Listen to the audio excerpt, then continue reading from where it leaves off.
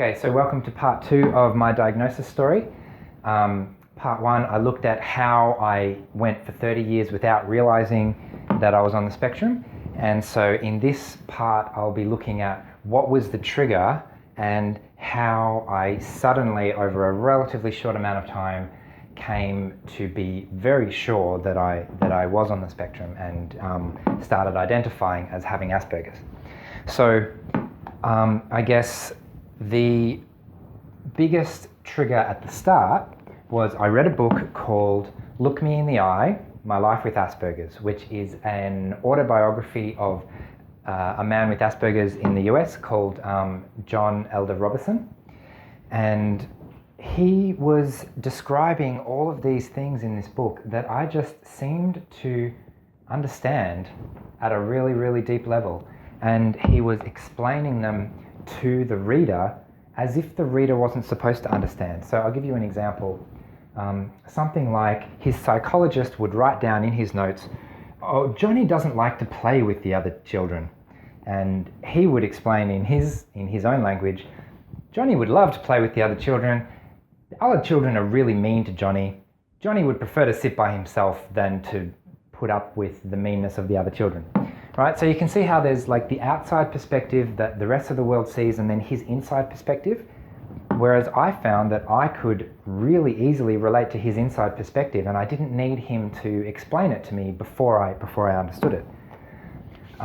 So there were a lot of things that were a bit of triggers for me in that book, thinking, oh wow, I do that too. So I got about halfway through this book, I didn't even finish it, put it down, started researching Asperger's online, right? I did an online test. I found like the autism quotient test, and the official internet diagnosis was probably, so that wasn't very helpful. But then I found, I was still quite motivated, so I found a group called Aspergers Victoria, and they had a support group meeting like the next day or something like that. So I sent them an email and I said, hey, I'm thinking, I'm not sure, I might be on the spectrum, can I come along to your meeting? And I got back a very, very welcoming, yes, of course you can, just turn up, you'll be fine, no issues there at all. I had massive reservations thinking, can I really just tag along to a support group meeting about this condition that I know virtually nothing about, and the internet diagnosis said probably. But I went, and I was really worried about being an imposter, basically. So I overcompensated by introducing myself. Hi, my name's Paul. I diagnosed myself on the internet yesterday. And that was supposed to be like a joke, but no one took it like a joke. They basically said, welcome, you're one of us now. And that really, really threw me. I was expecting some resistance. I was expecting people to say, hang on, you need to prove that you're one of us. You can't just come in here with no knowledge of anything and expect us to be welcoming of you. But I found the exact opposite, and I was quite frankly shocked. There was just no judgment there. It was all 100% welcoming. Anyway, so the next question for me, in my state of shock, thrown off guard by this reaction I didn't expect, the next question was, so maybe I do belong here? How do I know if I belong with this group or not? And I was looking around the room and everyone was so different to each other. And I was thinking to myself, how on earth am I going to figure out if I belong with these people when they're all so different to each other? And then something quite magical happened. We were having a discussion, and the discussion topic was what to do when you go to the supermarket and the thing that you were asked to buy isn't there. And we probably talked about this for a good 20 or 30 minutes. And in that discussion, I found that all of these other people had been asking themselves similar questions that I'd been asking themselves. They had similar issues that I had been having. And most importantly, they really loved all of my strategies, because obviously I'd spent a lot of time thinking about this, and I had a strategy for every situation. Oh, if this, then give them a call. If you're not sure about this, then do this. So that was really good. Okay, what else? So that really was quite a magical moment when I realized that I had found my tribe. I have been looking for a place to belong for a very, very long time, always feeling like I'm on the outside and I don't quite fit in anywhere.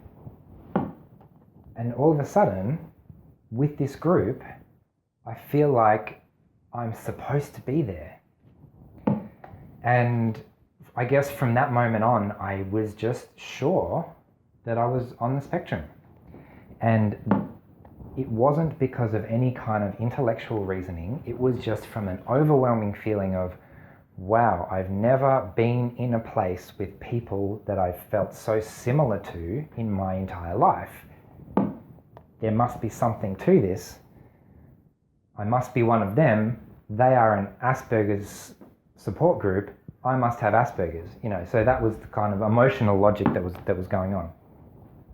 And it was only afterwards that I started obsessing about actually reading up about Asperger's and, okay, what is it? Does this apply to me? How is this working? And what I found was I was so sure from that experience that I was on the spectrum that I started reading these books and telling off the books and going, no, that's not what's happening. That's what it looks like on the outside, but that's not what's happening on the inside. A little bit like this autobiography that I was reading. And that's partly why I was inspired to start this blog, Aspergers from the Inside, because I felt so strongly that from the outside we get misjudged all the time, and I'd finally found people that validated my perception of the world and said, you're not crazy, this is actually a thing. I'm rambling a little bit, but that's okay. So what I learned at that support group meeting, and what I've continued to learn for the 3 years ever since, is that if you want to understand Asperger's, autism, you need to meet people on the spectrum in real life. Because if you just read about it in a book, it's not going to tell you what it actually looks like in real life. And that was my experience, and that was the biggest thing that showed me that I was on the spectrum, was reading about this guy's autobiography and then meeting other people on the spectrum in real life. So the next question I had to ask myself is, okay, so I know I'm on the spectrum.